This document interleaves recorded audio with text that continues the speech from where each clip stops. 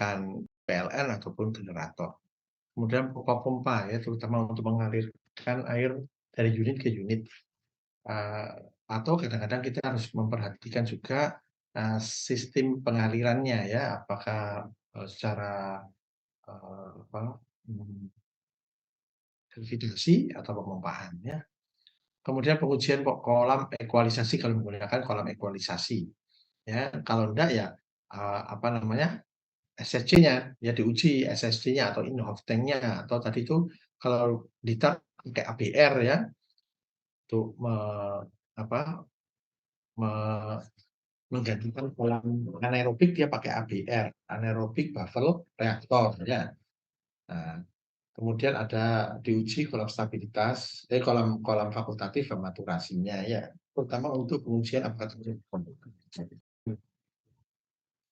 kemudian yang startup ya, startup, biasanya ini, kita pakai kapasitas yang rendah untuk startup ya, untuk untuk apa, menguji coba peralatan-peralatan.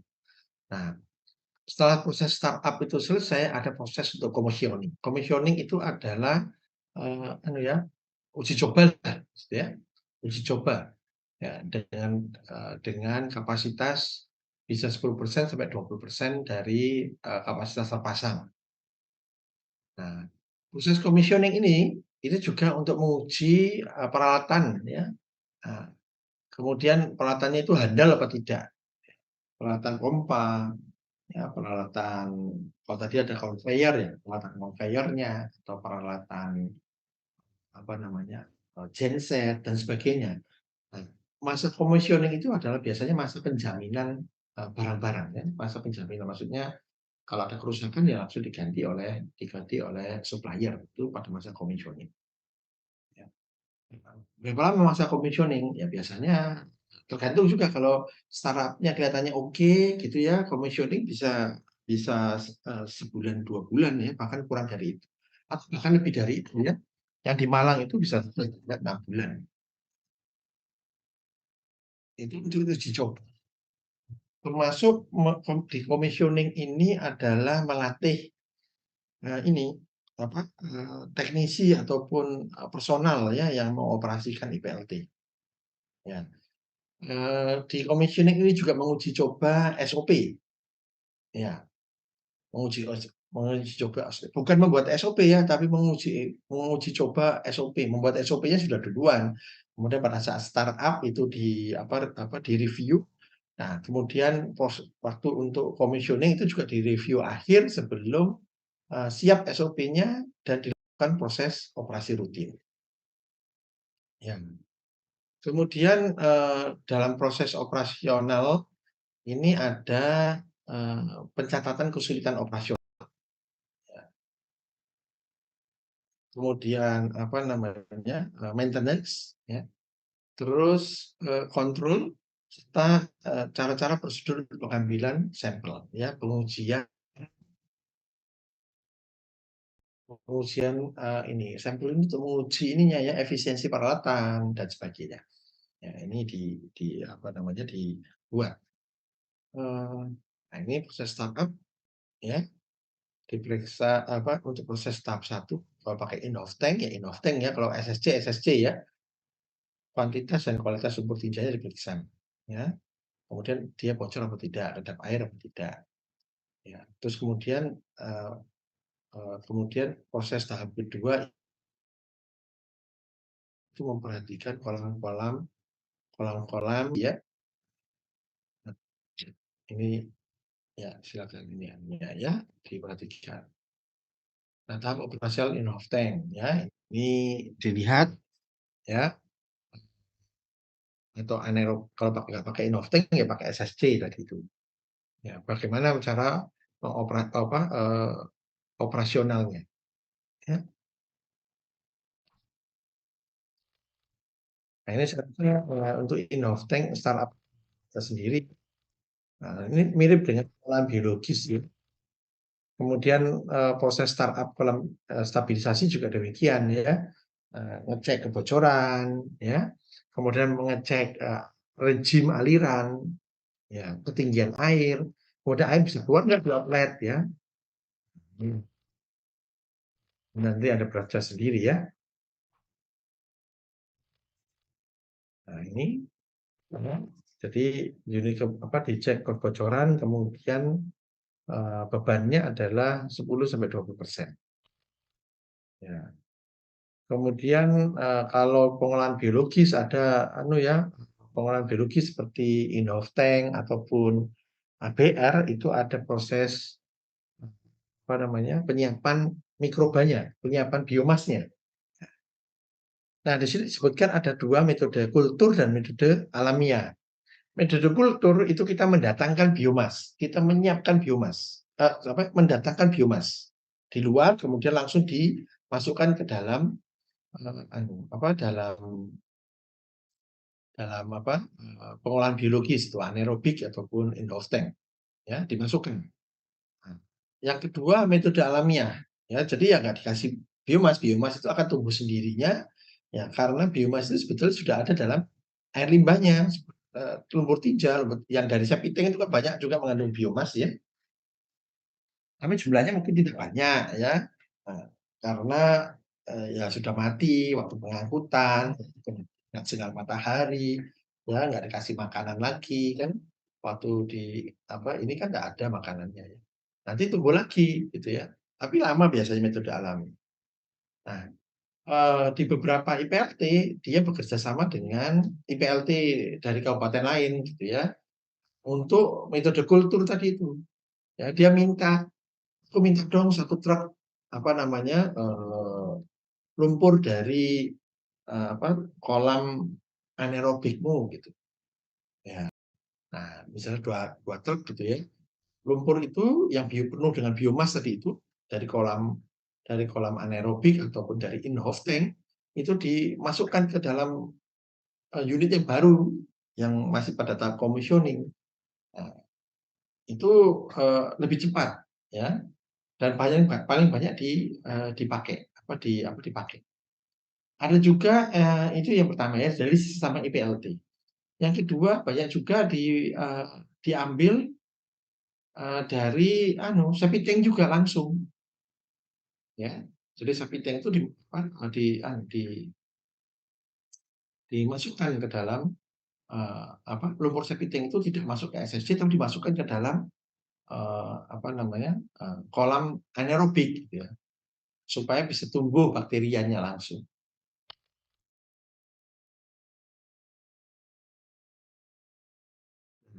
Dalam operasional, harian ya, operasi rutin harian IPLT itu, yang perlu dicatat yang perlu dicatat adalah berapa, eee, jumlah, truk yang masuk, ya. Ya, untuk mencatat kuantitas dan frekuensi lumpur tinja yang diolah, yang masuk ke dalam, dalam apa, IPLT ya. Tadi Anda, dari film terakhir itu, IPLT Blitar kapasitasnya 20 meter kubik ya, betul ya? Ya. Kalau Surabaya kapasitasnya 200 meter kubik, ya. Tapi kenyataannya baru dipakai itu cuma 1 meter kubik ya, di Blitar ya, bahkan sekarang mungkin sekitar 2,5 meter kubik. Kalau Anda perhatikan 2,5 meter kubik, ya, sedangkan truk tangkinya itu 3,5 meter kubik. Ya, jadi kalau saya pikir-pikir, jangan-jangan yang masuk ke IPLT itu cuma 1 tangki, 2 tangki saja, ya, sedikit sekali ya. Ya. Nah ini disebabkan oleh apa? Ya karena masyarakat masih enggan ya untuk menguras, enggan menguras, septic tank-nya. Demikian juga Surabaya ya, Surabaya ini demikian besar penduduknya, demikian luas, yang masuk ke dalam IPLT itu cuma 100 sampai 120 tangki per hari. Ya, masih jauh dari kapasitas terpasang, ya. Nah, ini yang, eee, perlu diperhatikan ya, terutama dalam masalah operasional, ya. Kenapa? Kalau air limbahnya sedikit, itu apa namanya, unitnya itu tidak berfungsi secara optimum. Ya, itu 20 meter kubik, tapi masuk cuma 1 kubik, 2 kubik saja. 5% sampai 10% dari kapasitas terpasang. Bakterianya cuma sedikit ya. Makanya tadi itu cuma dioperasikan kolam fakultatif saja. Kolam anaerobik dan kolam fakultatif saja atau apa ABR dengan kolam fakultatif saja. Kolam maturasinya tidak berfungsi, WT-nya tidak berfungsi ya. Kenapa ya? Karena kapasitasnya rendah. Dengan 2 kolam itu saja sudah cukup untuk memenuhi baku mutu. Di Surabaya gitu, kalau di Surabaya masalahnya adalah apa namanya unitnya itu banyak yang rusak sehingga tidak dioperasikan dengan penuh. Ya, kemudian pada saat dioperasikan tidak dikelola dengan baik. Akhirnya apa? Ya air limbahnya, air sistem pengolahannya tidak terlalu bagus. Gitu. Ya. Terus amati proses-proses mekanis mana yang bisa dioperasikan secara kontinu dan mana yang intermittent. Ya, itu kan kalau dia kapasitasnya penuh atau kapasitasnya sesuai dengan kapasitas di site-nya, maka eh, alat-alat mekanis itu harus bekerja sebagaimana rancangannya ya. Maka rancangannya itu apa namanya? Rancangannya itu kontinu ataupun intermittent nanti di apa namanya? Dilihat bagaimana dia ininya ya. Mas, dikit.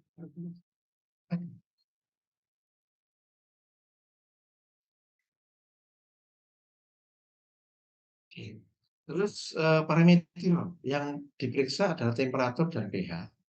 Ya. Kemudian mengenali indikator ya penyebab dan pengendalian gangguan pada proses pengolahan. Biasanya yang paling sering menjadi apa namanya, gangguan pada proses pengolahan itu adalah ketersediaan energi. Ya, listriknya sering mati, ya, listriknya apa namanya terbatas, digilir gitu ya. Nah ini apa namanya jadi gangguan ya, karena ya sebagian besar pengolahan di PLT di Indonesia itu masih menggunakan energi listrik.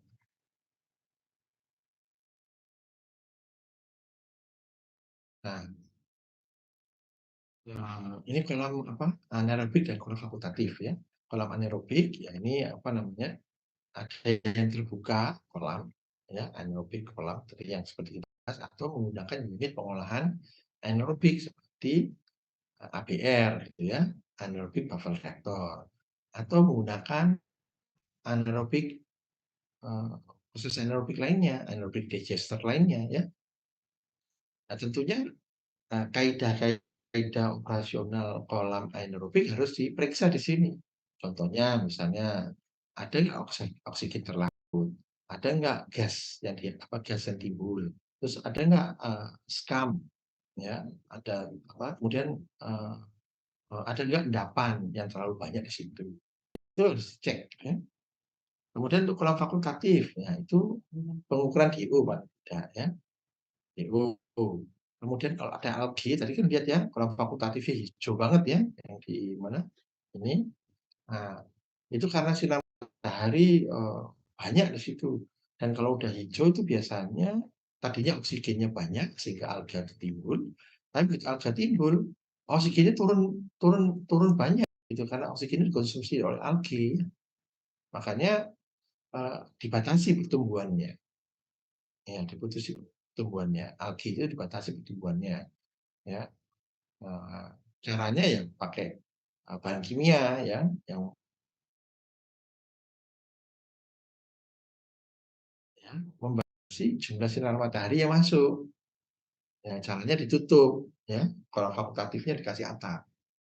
Nah, tapi pemberian atap itu harus dipertimbangkan kalau kolam fakultatifnya uh, luas banget ya nggak usah ditutup ya. Kemudian ada scam. Ya, scam ini buih-buih gitu ya. Nah, ini harus apa namanya diambil dari kolam fakultatif karena bisa mempengaruhi uh, apa penetrasi oksigen ke dalam permukaan air di kolam fakultatif. Nah, yang terakhir adalah pengurasan lumpur secara periodik. Nah, ini kesulitan dalam operasional ya, apa namanya, operasional kolam-kolam itu tadi ada foaming ya, ada buih gitu ya. Foaming itu buih dari foam itu kalau foam itu buih biasanya dari deterjen itu foam ya. Scum itu apa, buih yang, berasal dari, apa namanya, oil and grease serta bakteri yang mati gitu ya. Atau kotoran-kotoran yang mengambang terus dia kumpul dengan buih jadi dengan foam itu membentuk scum. Ya macam-macam ya, pokoknya ada buih-buih itu ya harus dikumpulkan ya, nggak boleh ada dalam, harus diambilin dari kolam-kolam itu. Kemudian lumpur yang tidak stabil ya, lumpur yang ofensif. Biasanya lumpur yang ofensif ini terlalu singkat ada di kolam ya. Kan tadi ada pedoman kan, kolam itu airnya berapa lama gitu ya. Tadi lihat dibaca tadi ya, minimal minimal antara apa namanya, 7 hari sampai berapa hari tadi itu ya, sampai sebulan gitu ya. Nah, kalau terlalu cepat diambil, lumpurnya masih belum stabil, akhirnya bau lumpurnya, ya. Kemudian, zat toksik ya, ini, terutama kalau Anda memasukkan, apa namanya, memasukkan, sumber air limbah bukan dari perumahan ya, dari kawasan-kawasan, industri kecil gitu ya, itu sekali timbul zat toksik ya. Ya, dulu di Bali itu banyak kan rumahan-rumahan itu yang kemudian, punya industri kecil, apa ya, apa, logam ya, yang perak gitu ya, kemudian kuningan dan sebagainya ya, itu. Kemudian masuk ke septic tank, dibuang ke septic tank. Begitu septic tank-nya disedot atau masuk dalam apa, sistem penyaluran air limbah, nah jadi toksik di di pengolahan limbahnya, termasuk di IPLT. Ya, kemudian di operasional itu ada proses pengosongan ya, kalau apa tadi itu, pengurasan ya, pengurasan ya, pengurasan dari apa, kolam-kolam itu ya, lumpur-lumpurnya tadi itu.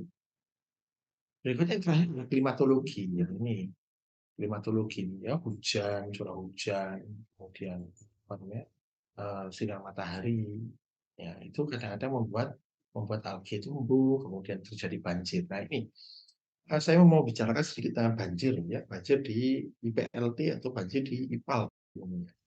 Itu nggak boleh kebanjiran ya, IPAL, IPLT nggak boleh kebanjiran. Jadi pada saat mendesain itu dipertimbangkan. Jangan cari lokasi berada di cekungan ya, atau berisiko bencana banjir ataupun bencana alam lainnya. Ya. Kemudian diamankan ya, hanya ada platform ya, ada apa, platform itu maksudnya ada ketinggian tertentu dari badan air untuk dari badan air dari tanah ya, sebagai ketinggian dasar daripada IPAL ataupun IPLT. Ya, tidak boleh kebanjiran ya, tidak boleh kebanjiran. Bapak hujan besar bagaimana ya? Diamankan, apakah itu ditutup ya, ditutup maksudnya tidak boleh ada air limpasan yang masuk ya, pipa-pipa itu punya pintu air ya. Eee, Kalau hujan besar juga begitu ya, harus tadi Anda lihat di film tadi itu ada pintu airnya, nanti diperhatikan film itu dicari lagi nanti ya. Itu pintu air itu juga mengamankan unit-unit daripada air hujan yang terlalu banyak masuk ke dalam IPAL atau IPLT.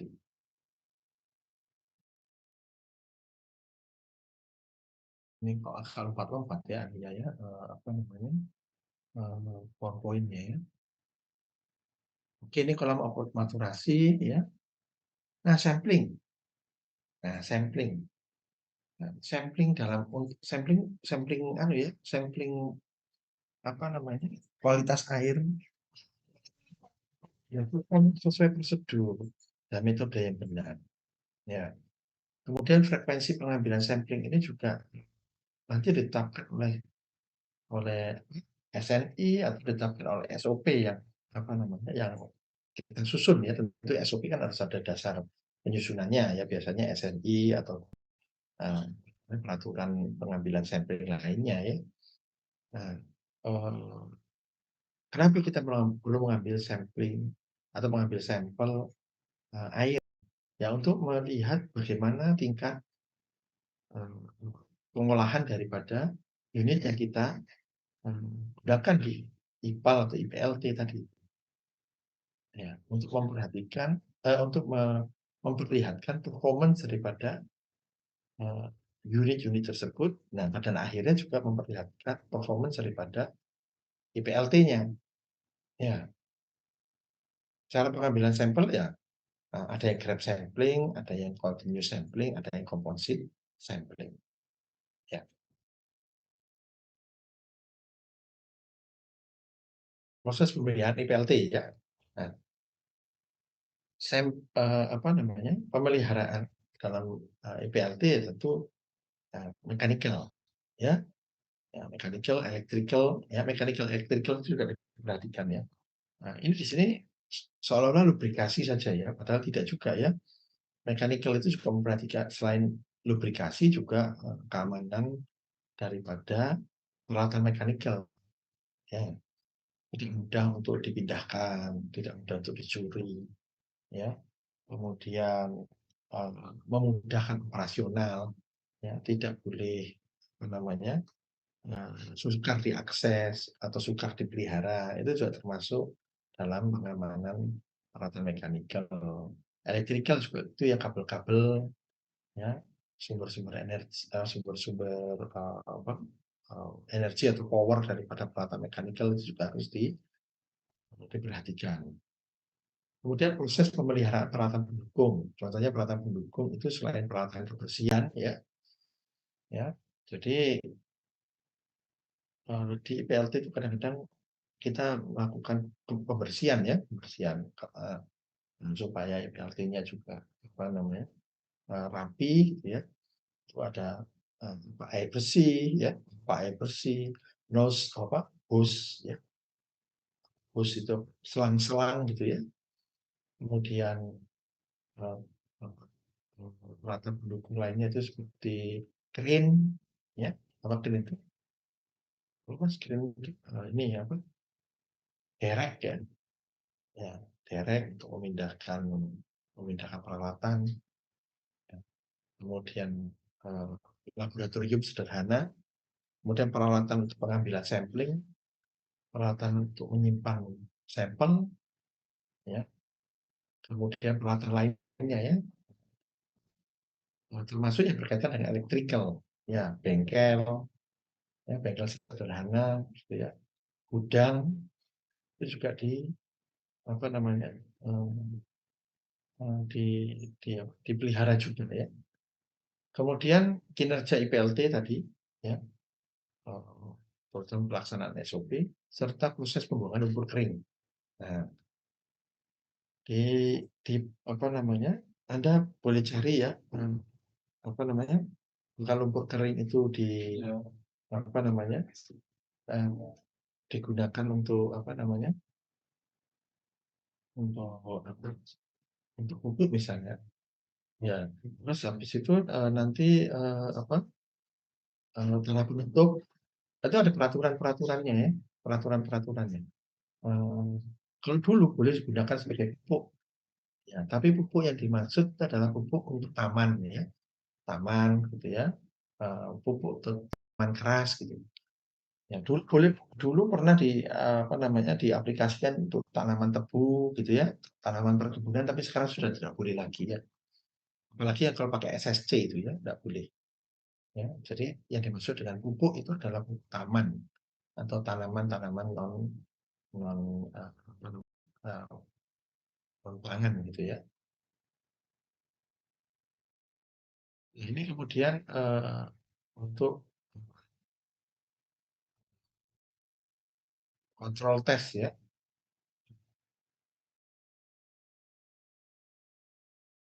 Coba untuk melihat apakah unit-unit tadi itu sudah berfungsi sebagaimana proses yang dirancang ya. Ya, dan ini apa namanya, kalau punya dotan ya,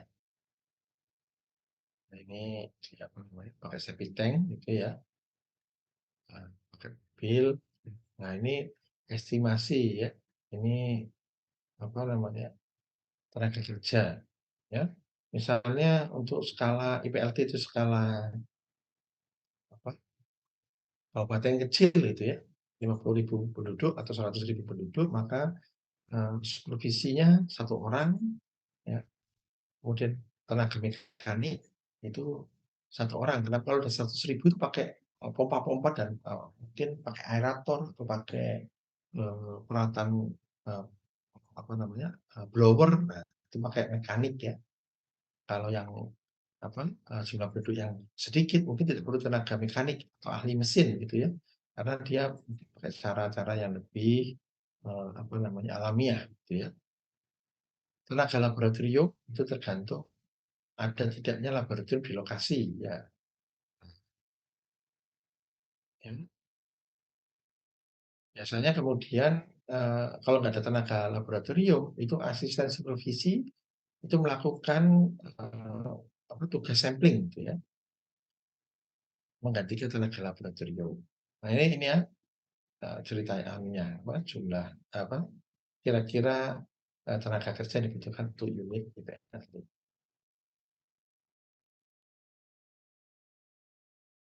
Nah ini adalah, apa namanya, permasalahan operasional kolaborasi ya.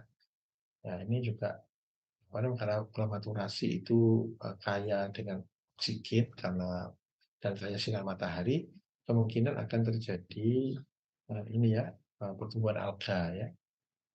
Ini harus dibaca nanti pola biologis gambarnya, ini sudah ada ya. Ini diagram pengolahan lumpurnya ya. Jadi, eee, bisa saja lumpur dari IPLT itu diolah lagi ya, lumpurnya ya. Di apa namanya, pakai thickening, pakai stabilisasi, pakai conditioning, dewatering, disposal gitu ya. Tapi kalau di Indonesia itu cuma lumpurnya dari SSC itu kemudian di apa namanya, eee, langsung dikeringkan gitu ya, dewatering pakai sludge drying bed gitu. Ya, ada juga ditambah kapur ya supaya tidak ini kapur di sini chemical conditioning kapur gitu supaya tidak bau ya. Nah, ini kalau di luar negeri kayak gini pengolahan lumpur. Oh, ini adalah apa namanya, apa namanya, kuantitas dan kualitas air limbah ya. Ini apa namanya, kapan dilakukan apa, pengambilan sampel dan berapa ininya, apa, ketentuannya gitu ya. Nah, apakah lembar ini bisa berubah ya? Berubah. Ya tergantung pada jenis sistem pengolahannya dan, karakteristik desain yang diterapkan dalam IPLT tadi, ya. Desainernya itu harus menetapkan ini ya, untuk me menyiapkan SOP nanti. Ini dari sini nanti keluar SOP ya. Ya, pengecekan misalnya, ini ya misalnya, tangki in-off gitu ya. Nah, berapa, apa namanya, berapa tinggi zona bersihnya. Nah, ini nanti keluar, SOP-nya, cek misalnya tinggi air atau zona bersih berapa, cek efisiensi BOD, nah berapa, nah ini, ya kayak gitu ya. Pak ini kok ada Desember, ya kalau pakai Desember ya dikasih Desember, kalau enggak ya enggak usah ya, tergantung pada desainnya. Jadi harus tergantung pada desainnya ya, ini contoh saja. Ya di kolam aerasi, Pak saya nggak ada kolam aerasi, cuma kolam maturasi.